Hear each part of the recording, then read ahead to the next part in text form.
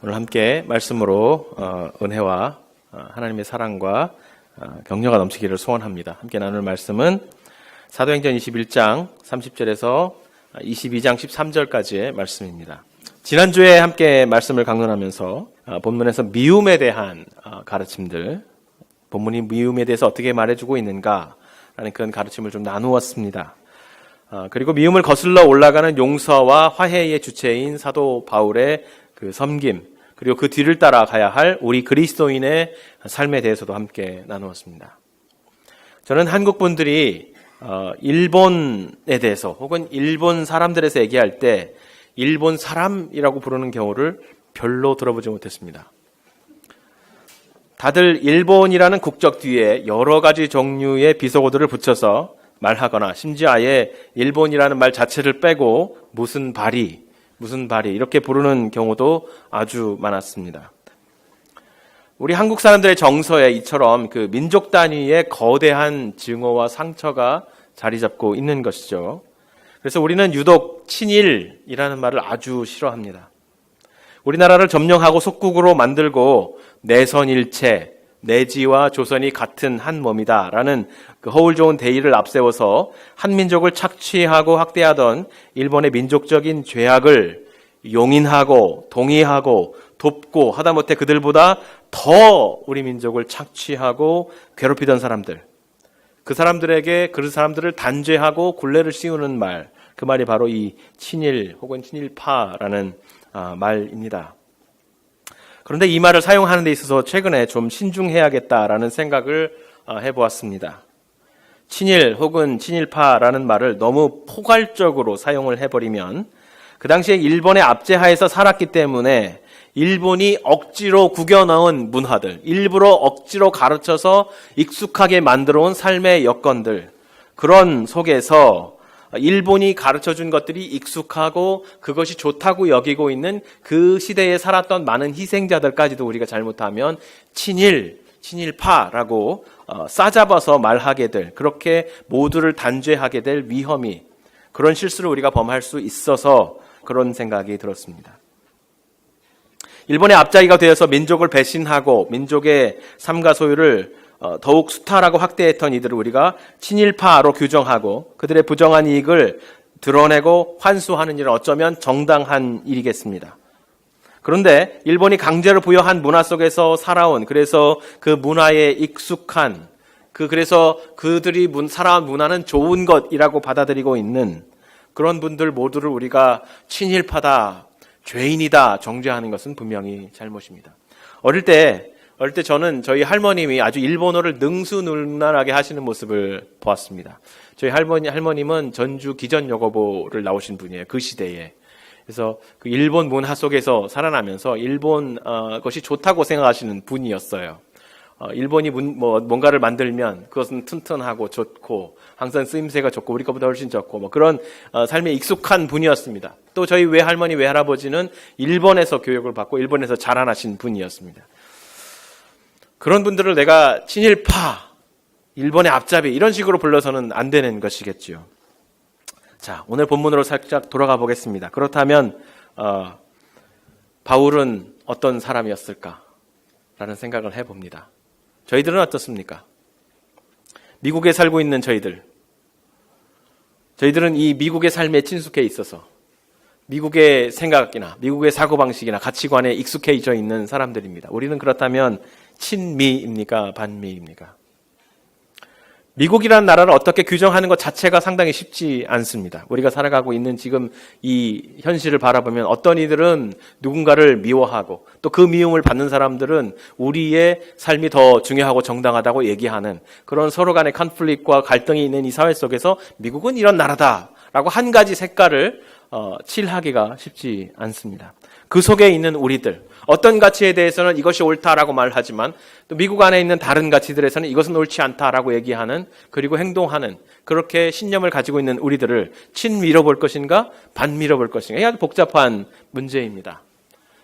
이렇게 복잡한 우리의 현실들을 바라보면서 성경으로 돌아가서 오늘 바울이 하는 행동, 바울이 하는 말들을 보면서 바울은 과연 친로마인가 친이스라엘인가 아니면 반로마인가 반이스라엘인가 살펴보면 그 속에서 우리가 발견할 수 있는 은혜의 한 부분이 있지 않을까라는 생각이 들었습니다.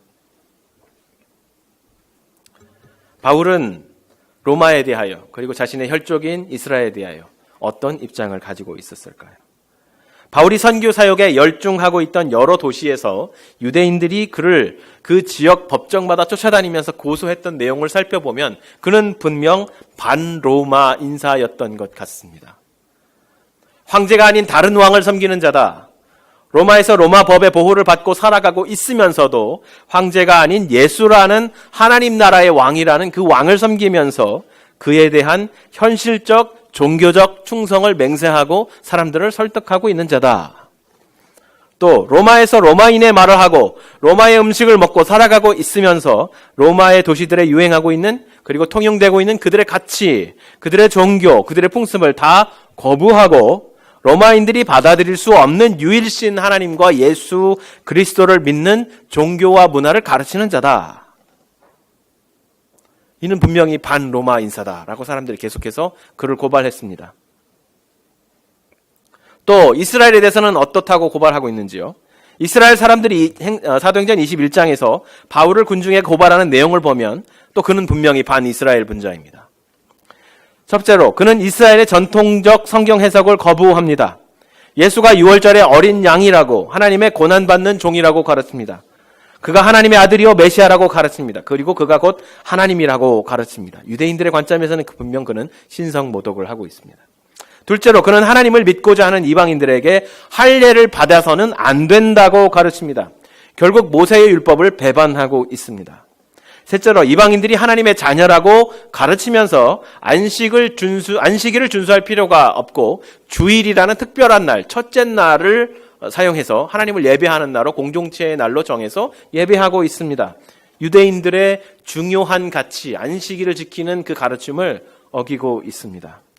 그리고 예수 그리스도만이 성전이라고, 그분만이 성전이라고 가르치면서 유대인의 성전은 더 이상 성전의 기능을 다하지 못하고 있다는 예수의 가르침을 그대로 이어서 전하고 있습니다. 이 말대로라면, 이들의 고발대로라면 분명히 바울은 반로마 인사이고 반이스라엘 인사입니다. 과연 그럴까요? 오늘 본문은 우리에게 그렇지 않다라고 말해주고 있죠. 21장 27절 이하의 본문을 보면 바울은 아시아에서 올라온 유대인들의 손에 이미 붙들렸습니다. 사로잡혔습니다. 그리고 그들의 선동과 거짓 증거로 인해서 이미 모욕을 당하고 또 가세한 유대인들의 손에 이미 숱한 매질을 당한 상황입니다. 35절 말씀을 보니까 무리의 폭행으로 말미암아 군사들에게 들려가니 라고 말하고 있습니다. 이미 하도 많이 맞아서 자기 몸을 똑바로 세울 수도 없고 몸을 가눌 수도 없는 상황이 되었던 것입니다. 때마침 성전 앞에서 일어난 폭동을 진압하기 위해서 출동한 천부장과 그의 부하들이 아니었다면 잠시 후에 바울은 아마 매에 맞아서 죽은 순교자가 되었을 것입니다. 자, 그렇다면 이제 조금 후에 바울이 정신이 들어 몸을 가눌 수 있게 되어서 그가 사람들 앞에 나아가 무언가를 말하게 될 텐데 당연히 지금 이 상황을 바라볼 때에 그는 당연히 자신의 선한 의도를 왜곡하고 위협하고 주먹질을 하고 돌을 던진 이스라엘 사람들을 향해서 저주와 진노를 퍼부을 것이 분명하다라는 생각을 상황적으로 해볼 수 있습니다. 그런데 오늘 본문은 그가 그렇게 하지 않았다고 말해주고 있죠. 누가는, 이 본문의 저자인, 사도행전의 저자인 누가는 우리가 앞서 읽은 장들에서는 이런저런 도시들을 지나오는 경로들을 아주 빨리빨리 소개해주고 있으면서, 설명해주고 있으면서 유독 21장과 22장의 예루살렘에서 일어난 일들에 대해서는 아주 그 잠깐 동안에 일어난 시간을 아주 길게 상수를 해주고 있습니다. 지금 이곳에서 일어난 시간들이 아주 중요하다는 의미겠죠. 어떤 일들이 일어나고 있습니까? 이미 온몸이 피투성이가 되고 주먹질을 당해서 얼굴과 몸이 부어오르고 제 형상이 아니었을 그 바울이 군사들의 들것에 들려 성전에서 얼마 떨어지지 않은 안토니오 요새라는 곳으로 지금 실려가고 있습니다. 요새 안으로 들어가려는 순간 다행히 바울은 정신이 들었습니다. 그가 몸매무새를 갖추고 책임자인 천부장에게 말을 걸기 시작합니다. 내가 말을 할 수 있느냐? Am I allowed to speak something to you? 내가 당신에게 무슨 말을 해도 되겠습니까? 한마디 말을 해도 되겠습니까? 당신에게 뭔가 할 말이 있습니다. 그래도 될까요? 이렇게 물어보았습니다. 그런데 이 질문이 천부장으로 하여금 가던 걸음을 멈춰서게 만들었습니다. 왜냐하면 그저 이스라엘의 무지하고 어리석은 폭도 중에 한 사람이라고 그를 여기고 있었는데 그가 유려한 발음으로 그리고 잘된 문법을 갖추고 헬라어를 사용해서 그에게 물어보고 있는 것입니다. 다시 말해서 바울은 그가 생각했던 것처럼 무식하고 천박한 사람이 아니라 로마의 교육을 받고 따라서 신분이 꽤 높은 사람일 수 있겠다라는 생각을 천부장이 한 것입니다. 그래서 그가 놀라서 걸음을 멈추었습니다. 천부장은 바울이 예전에 이스라엘 사람들을 현혹해서 스스로를 선지자라고 말하던 애굽 사람일 거라고 생각했었던 것입니다. 당대 이스라엘의 그 역사가인 요세푸스의 기록을 살펴보니까 그 즈음에 애굽 사람 하나가 스스로를 선지자라고 말하면서 예루살렘 성이 곧 무너질 것이다라는 예언을 했습니다. 그리고 그 성이 무너지면 우리가 함께 들어가서 로마의 군인들을 모두 죽이고 이 나라의 독립을 다시 되찾자라는 말로 당시에 로마의 군과 싸우던 레지스탕스들, 열심당원들을 꼬드겨서 설득해서 자신의 부하가 되게 했습니다. 그런데 이 음모가 당시 로마의 총독이었던 그 지역 로마의 총독이었던 벨릭스에게 발각되면서 실제로 많은 이스라엘 셀룻 열심당원들이 사로잡히고 죽임을 당하고 그들의 모임은 와해되고 어느새 그 사이에 이 애굽 사람은 어디로 숨었는지 사라지고 없어졌습니다. 이 애굽 사람의 예언이 거짓임이 드러났고 이가 거짓 예언자임이 드러난 것입니다. 그래서 유대인들은 화가 났습니다. 그를 찾고 있었습니다. 그에게 복수하려고 찾고 있는 그 이야기가 이 천부장에게 들려진 상태였습니다. 그래서 그는 바울 이스라엘의 사람들이 누군가를 사로잡아서 그를 매질하고 죽이려고 하고 있다라는 소식을 들었을 때 이 사람들이 드디어 그 애굽 사람을 찾았구나. 그리고 안가품을 하고 있구나라고 생각을 했었던 것입니다. 그래서 천부장이 그에게 이렇게 물었던 것이죠. 그대가 헬라말을 할 줄 아는 것이 뜻밖이다. 나는 그대가 이전에 폭동을 일으켜서 자객 4,000명, 무장한 열심당원들을 거느리고 광야에서 진을 치고 거주하던 애굽인 선지자라고 생각했다. 그런데 그 사람이 아닌가 보. 바울이 대답합니다. 나는 유대인입니다. 나는 애굽 사람이 아닙니다. 라는 말이죠. 게다가 나는 길리기아의 다소라는 제법 큰 도시의 시민권자입니다. 바로는 아직 자신이 로마의 시민권자라고 말하지는 않습니다. 아마 결정적인 순간에 그 말을 사용하려고 했던 것 같습니다. 그리고 이어서 말하지요. 나에게 폭력을 행한 내 백성들을 향해 내가 할 말이 있습니다. 허락해 주시겠습니까? 계속해서 그는 유려한 그리스어로 말하고 있습니다. 바울은 지금 천부장을 향해 저는 로마를 거스려서 혁명을 꿈꾸는 사람이 아닙니다. 저는 반로마 인사가 아닙니다. 오히려 저는 친로마, 로마의 지배를 받고 있는 로마에게 충성을 하는 한 도시의 시민입니다. 라고 말하고 있습니다. 이 사실을 밝히기 위해서 그는 천부장이 알아들을 수 있는 언어인 그리스어로 잘 갖추어진 문법으로 그에게 얘기하고 있는 것이죠. 내가 누구인지, 내가 지금 하는 일이 무엇인지를 밝히고 있습니다. 나는 반로마 인사가 아닙니다. 바울이 로마에 저항하는 사람이 아니라는 것을 알았기 때문에 천부장이 그로 하여금 백성들에게 말하는 것을 금지할 이유가 없어졌습니다. 그래서 그는 허락을 해주었습니다.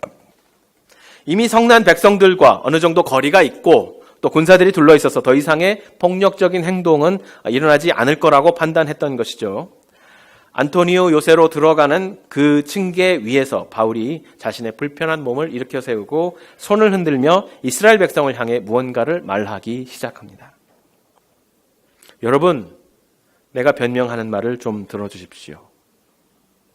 이 변명이라는 말은 아폴로기아라는 단어인데요. 영어의 apology, 사과하다, 사과라는 단어의 어원이죠. 그런데 여기서는 사과라는 뜻은 아니고요. 나의 변명, 내가 나를 설명하는 나의 말, 나의 변호를 좀 들어주십시오라는 말입니다. 쉽게 말하면 아시아에서 온 유대인들의 말만 믿고 당신들은 나를 미워하고 나에게 돌을 던지고 나를 이렇게 두들겨 팼습니다. 보십시오. 제 얼굴을 보십시오. 제 몸을 보십시오. 이제 좀 제 말을 한번 들어주십시오. 이렇게 말하고 있는 거죠. 그런데 저자인 누가는 바울이 이 말을 끝내자마자 그 사이에 어떤 설명을 첨부해주고 있어요. 전지적 작가의 관점으로. 여러분 배우셨죠? 예전에 국어를 배우면서 전지적 작가의 관점. 모든 것을 알고 있고 소설을 진술하다 갑자기 자기가 쑥 들어가서 이 사람은 이런 사람이었다, 이런 상황이었다 이렇게 설명해버리는 거죠. 누가가 갑자기 들어가서 그 상황을 또 설명하는 것입니다. 바울이 이번에는 그리스어가 아니라 히브리어로 말하고 있다. 이렇게 설명해 주었습니다. 그가 히브리어로 말하는 것을 듣자 성난 군중이 갑자기 숨을 죽이고 그의 말을 듣기 시작했다라고 기록하고 있습니다. 성경이 바울이 지금 히브리 말로 말하고 있다라고 기록하고 있는데요. 사실은 이 히브리 말이라는 것은 우리가 쉽게 이해하는 것처럼 히브리어, 이스라엘 사람들이 옛날부터 말하던 아브라함의 언어, 야곱의 언어, 야곱의 아들 12지파의 언어를 말하고 있다는 뜻이 사실은 아니에요. 우리가 여기서 조금 더 관심을 가지고 봐야 되는데 지금 바울이 말하고 있는 말은 아람어입니다. 그래서 히브리 말로 사용했다는 것은 히브리인들이 사용하는 그 당시의 언어로 말했다는 뜻이에요. 사실 이 아람어로 바울이 말했다는 것은 사실 중요한 의미가 들어있어요. 왜냐하면 이 아람어라는 말에는요, 이스라엘의 슬픈 역사가 담겨있기 때문에 그렇습니다. 원래 아람어는 히브리 지역에서 사용하던 말이 아니었어요. 그런데 왜 이스라엘 사람들이 아람어를 사용했느냐 하면 히브리 사람들이 유다 왕국이 멸망하고 바벨론으로 포로로 끌려가서 바벨론의 여러 도시에 정착해서 살아가면서 그 지역의 말, 아시리아와 바벨론 지역에서 사용하던 그들의 공용어 아람어, 그 아람어를 사용하게 된 것입니다. 문제는 저희들도 이미 경험하고 있는 2세들에게서부터 나타났어요. 거기서 태어나거나 아주 어린 친구들은 그 지역 말을 배우게 되죠. 아람어를 사용하게 됩니다. 어머니, 아버지가 사용하는 히브리 말을 그냥 들어서는 이해가 가지만 유창하게 사용하지 못합니다. 부모와 자녀 세대들 간에 소통의 문제가 생기기 시작해요. 갈등이 생기기 시작합니다. 여러분, 우리보다 더 심하지 않았겠어요? 그 당시에 아이들을 집에서 아이들만 돌보는 사역을 할 수 있겠습니까? 아이들을 놓고 다 일하러 가고, 그렇죠? 그러니까 우리가 지금 겪는 여러 가지 2세와 1세 간에 있는 갈등들, 아픔들, 그런 문제들을 그들이 그대로 겪는 것입니다. 그래서 그들은 히브리 언어를 가르치려고 노력을 했지만 그런다고 해서 히브리 말을 그 자녀들이 유창하게 하는 것은 아니었던 것이죠. 게다가 이런 소통의 문제만 생긴 것이 아니라 더 이상 이스라엘 사람들의 종교, 하나님을 섬기는 하나님의 말씀, 그들의 전통을 가르치는데 심각한 문제가 발생했던 것입니다. 그래서 그 당시에 드디어 이스라엘 사람들은 이 자신의 자녀들을 위해서 아람어로 성경을 번역하기 시작했고 그 당시에 털금이라는 아람어 성경이 나오기 시작했어요. 저희가 익숙히 들어서 알고 있는 탈무드라는 이스라엘의 지혜, 이스라엘이 바벨론 지역에서 포로 생활을 하면서 살아가는 지혜 문서들도 그 당시 아람어로 기록이 된 문서들입니다. 이처럼 그들의 고통 속에서 그 고통을 극복하는 슬픔이 담겨있는 언어가 바로 이 아람어예요. 그들이 이제 나중에 포로 생활을 마치고 이스라엘에 돌아왔지만 그럼에도 불구하고 그들은 계속해서 아람어를 사용하고 있고 이스라엘의 평민들은 누구나 이 아람어를 사용하는, 심지어 예수께서도 유대에서 언어를 사용하실 때 이 아람어로 사용을 하시고 사람들과 대화하셨습니다. 예를 들어서 아바라든지 달리다 쿰이라든지 여러 가지 단어들 있잖아요. 이런 단어들이 마라나타라든지 이런 단어들이 다 아람어예요. 예수님께서 이 아람어를 사용해서 그들과 함께 밍글하시고 그들과 함께 한대짬을 주무시고 대화하시고 지내신 것입니다. 바로 이 언어를 사용해서 지금 바울이 그들에게 말하고 있는 것입니다. 그러면서 설명하고 있죠. 나도 길리기아 다소에서 태어난 사람입니다. 우리 민족의 아픔, 디아스포라 온 세계로 소아시아, 바벨론 지역, 아시리아 지역 여러 곳으로 흩어져야만 했던 그 민족의 아픔의 결과로 인해서 이 길리기아에 있는 다소라는 지역에서 저도 태어난 디아스포라 유대인입니다.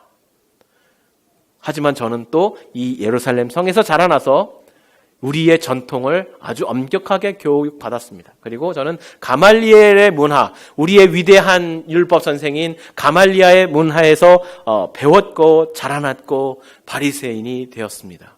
바로 이 당신들처럼 율법에 대한 열심이 있는 사람이었습니다. 라고 말하고 있는 것입니다. 저는 반이스라엘 분자가 아닙니다. 저는 우리 민족을, 우리 율법을 사랑하는 사람이다. 이렇게 말하고 있는 것이죠. 표면적으로 보면 바울의 이와 같은 자기소개는 사실은 상당히 모순적입니다.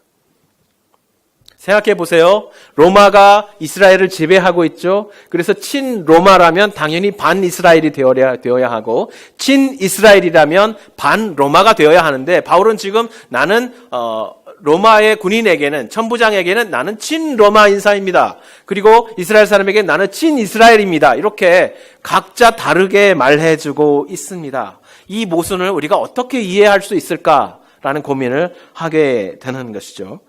과연 바울의 복심은 어디에 있는 걸까요? 앞서 21장 상반절에 기록된 대로 뿐만 아니라 유대인 중에 예수를 믿는 사람을 위해서 그들과 함께 머리를 깎고 서원을 하고 결례를 드리기까지 했습니다. 이들에게 가서는 이들과 동화되어 이렇게 하고 저들에게 가서는 저들에게 동화된 것처럼 이렇게 얘기하고 이 뭘까요? 카멜레온인가요? 바울의 마음이 어디에 있는 걸까요? 바울의 뜻이 어디에 있는 걸까요? 우리는 고린도전서 9장에서 그 힌트를 발견할 수 있습니다. 고린도전서 9장 16절에서 23절 말씀을 제가 한번 읽어드릴게요. 내가 복음을 전할지라도 자랑할 것이 없으면 내가 부득불할 일임이라. 만일 복음을 전하지 아니하면 내게 화가 있을 것이로다. 내가 내 자의로 이것을 행하면 상을 얻으려니와 내가 자의로 하지 아니한다 할지라도 나는 사명을 받았노라. 그런즉 내 상이 무엇이냐? 내가 복음을 전할 때 값없이 전하고 복음으로 말미암아 내게 있는 권리를 다 쓰지 아니하는 이것이로다. 내가 모든 사람에게 자유로우나 스스로 모든 사람에게 종이 된 것은 더 많은 사람을 얻고자 함이라. 유대인들에게 내가 유대인과 같이 된 것은 유대인들을 얻고자 함이요 율법 아래 있는 자들에게는 내가 율법 아래 있지 아니하나 율법 아래 있는 자 같이 된 것은 율법 아래 있는 자들을 얻고자 함이요 율법 없는 자들, 이방인들을 말하는 거죠. 내가 하나님께는 율법 없는 자가 아니라 도리어 그리스도의 율법 아래에 있는 자이지만 율법 없는 자와 같이 된 것은 율법 없는 자들을 얻고자 함이라. 약한 자들에게 내가 약한 자와 같이 된 것은 약한 자들을 얻고자 함이요 내가 여러 사람에게 여러 모습이 된 것은 아무쪼록 몇 사람이라도 구원하고자 함이니 내가 복음을 위하여 모든 것을 행함은 복음에 참여하고자 함이라. 바울에게 가장 중요한 것은 전하지 않으면 화가 자신에게 임할 것이라고까지 믿고 있는 그 복음, 예수 그리스도를 통해서 우리에게 드러나고 우리에게 다가오신 하나님 나라의 이야기, 그것을 전하는 것입니다. 이 복음을 전하기 위해서 모든 사람에게 그 모든 사람의 모습으로 자기를 낮추고 그들과 같은 눈높이에서 그들과 소통하면서 그들에게 이 생명의 이야기를 전해 주겠노라. 나의 삶의 방식, 내가 편한 것, 나에게 익숙한 것, 이것 다 버리고 나는 복음의 핵심이 아니라면 모든 것 다 포기하고 그들에게 나의 눈높이, 나의 삶의 방식, 내가 중요하게 생각하는 것 모두 다 버리고 이 복음만을 증거하겠노라라고 선언하고 있습니다. 왜입니까?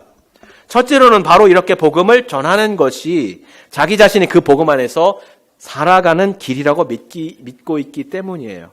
복음을 듣고 복음을 믿고 복음 아래 들어와 있지만 복음을 전하지 않는 자는 그리스도인이 아니라고 말하고 있는 것입니다.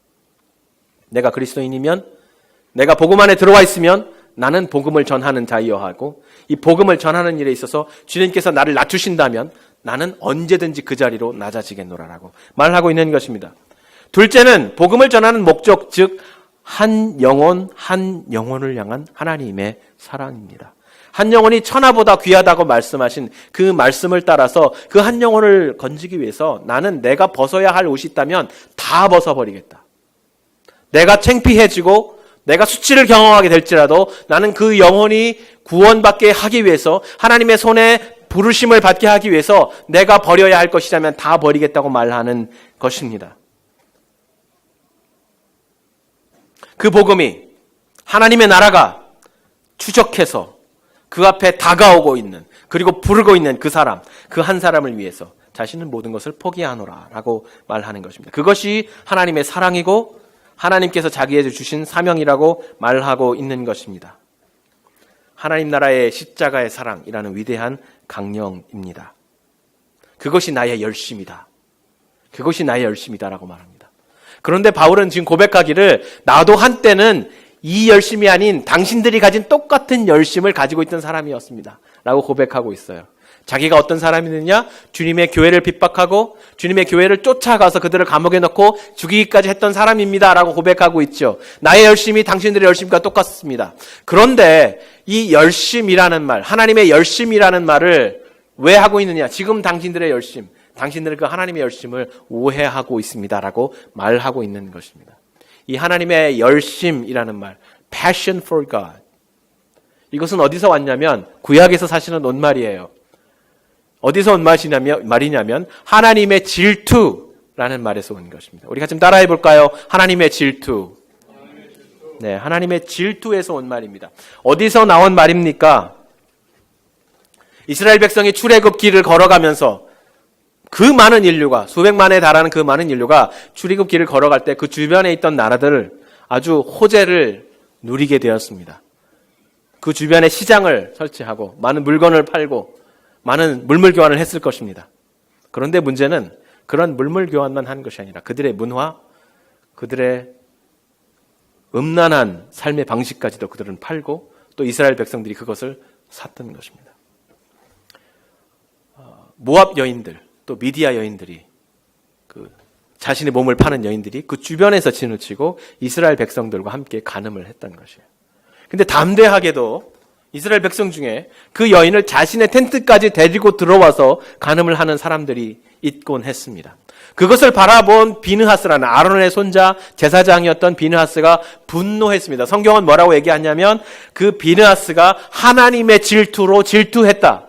하나님의 질투로 하나님의 분노로 분노했다. 그래서 그 텐트 안으로 들어가서 간음하고 있는 이스라엘 남자와 그 미디아 여인을 함께 죽였습니다.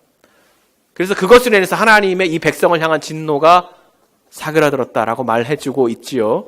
이스라엘 사람들은 그 질투, 하나님의 질투를 자신의 열심에, 하나님을 향한, 이스라엘을 향한 열심의 모델이라고 생각했어요.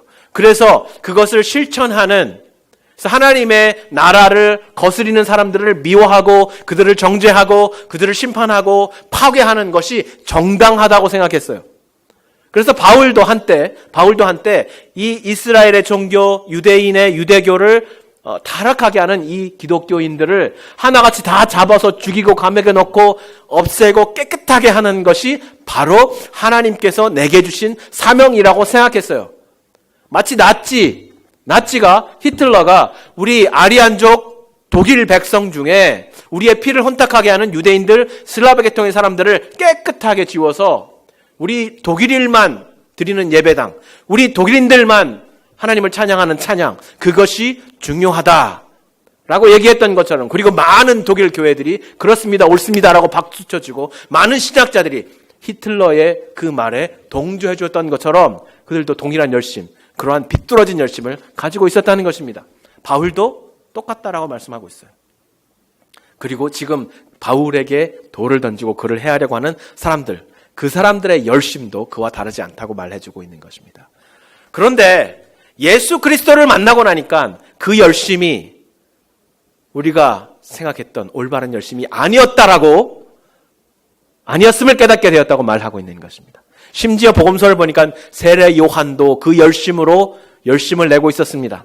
예수께서 오시면, 메시아가 오시면 하나님의 나라를 이루는데 방해가 되는 사람들을 다 징벌하고 고통받고 있는 사람을 신원해서 하나님의 나라를 이룰 거라고 생각했는데 그러지 않고 예수께서 오직 부정한 사람들과 함께 지나다니면서 먹고 즐기고 그들과 교제하고 있는 것입니다. 화가 났습니다. 이해가 되지 않았습니다. 그래서 세례 요한이 제자를 보내서 예수께 우리가 다른 사람을 기다려야 합니까? 당신의 사역이 뭔가 이상합니다. 이해를 못하겠습니다. 그러나 예수는 아셨습니다. 그 미움, 죄에 대한 미움, 하나님의 나라를 거스리는 사람들에 대한 미움은 오직 한 가지 방법으로 성취될 수 있는데 그것은 자기 자신을 통해서 사람을 죽이고 사람을 파괴하고 사회를 괴롭히는 것이 아니라 자기 자신의 몸에 짊어진 사람의 죄를 십자가에서 남김없이 하나님의 징벌 앞에 놓이게 하는 오직 그 한 가지 방법, 십자가만으로만 해결할 수 있다는 것. 그래서 비느하스가 보여줬던 하나님의 질투, 하나님의 분노는 사실은 예수 그리스도의 십자가를 향한 모형이었다는 것을 예수께서만 알고 있었습니다. 세례 요한도 이해하지 못했던 것입니다. 그 예수를 빛나는 예수 그리스도를 만난 바울은 자기 삶을 통해서 바로 그 십자가를 실천하는 삶이야말로 하나님의 열심을 이루는 삶이라는 것을 깨달았습니다. 내가 얼마나 어리석은 방식으로 이 하나님의 열심을 성취하려고 했는가. 내가 얼마나 잘못되게 교회를 핍박하고 교회를 무너뜨리려고 했는가.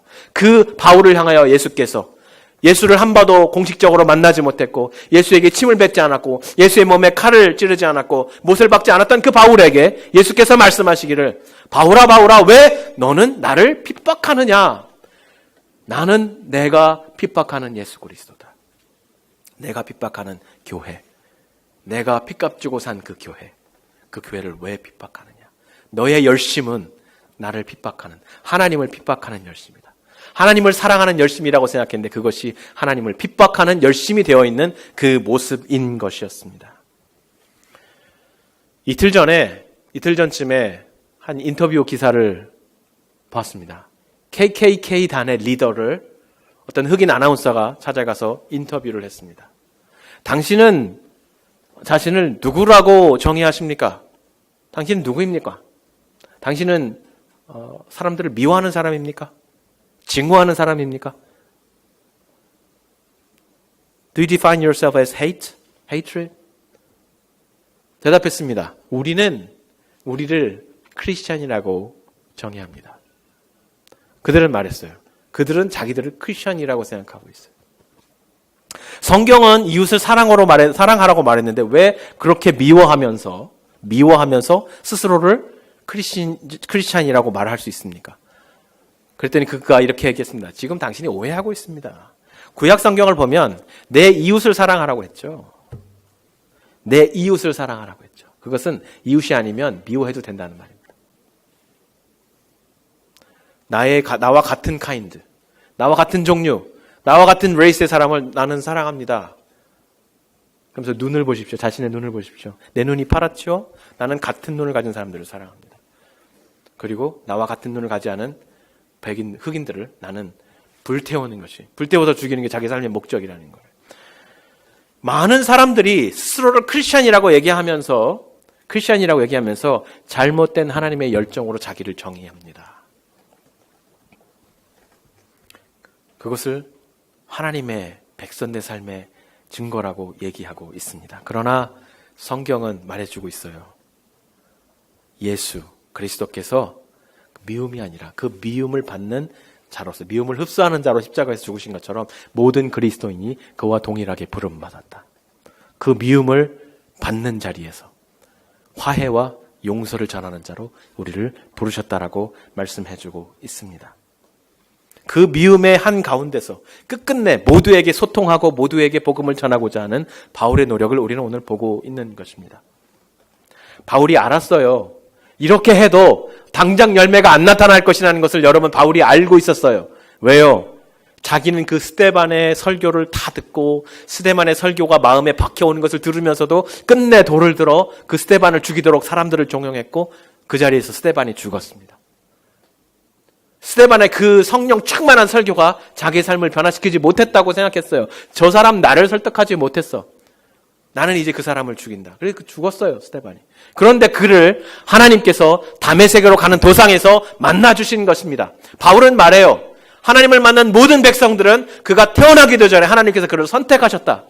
그러나 그가 하나님께 부르심을 받고 하나님과 대면하는 시간은 각자 다르다는 것입니다. 그러나 그 하나님의 부르심을 대면하기 위해서는 누군가 가서 그들에게 복음에 부르시는 메시지를 전해야만 하는 것입니다. 바울은 지금 당장 열매가 나타나지 않더라도 그들에게 이 복음의 메시지를 전해야 언젠가 이 메시지가 그 안에서 하나님을 만나게 하는 하나님의 효과적인 부르심 앞에 서게 하는 역사를 일으킬 것이라고 말해주고 있습니다. 여러분, 우리가 예수님을 만났을 때 이미 그 전에 여러 차례 복음을 듣고 크리스마스에 교회도 가고 부활절에 교회에서 달걀도 먹고 했잖아요. 그러나 우리가 예수님을 만난 절대적인 한 순간이 있는 것이죠. 그들이 만약에 복음을 내게 전해주지 않았으면, 나에게 언젠가 그 복음의 목소리가 들려오지 않았으면 과연 나는 예수를 만날 수 있었을까? 지금 내가 나의 삶의 자리에서 이 복음을 전하지 않는다면 과연 저 사람은 언젠가 예수 그리스도를 만날 수 있을까? 그 음성 오늘 우리에게 들려주고 있는 것입니다. 우리를 부르신 주님께서는 이 미움으로 우리를 정의하라고 부르신 것이 아니라 이 사랑의 열심으로 화해와 용서의 자리에 우리를 세우시려고 우리를 부르신 것입니다. 그 부르심에 응답하는 주님의 성도들이 되기를 간절히 축원합니다. 우리 같이 한번 기도하겠습니다.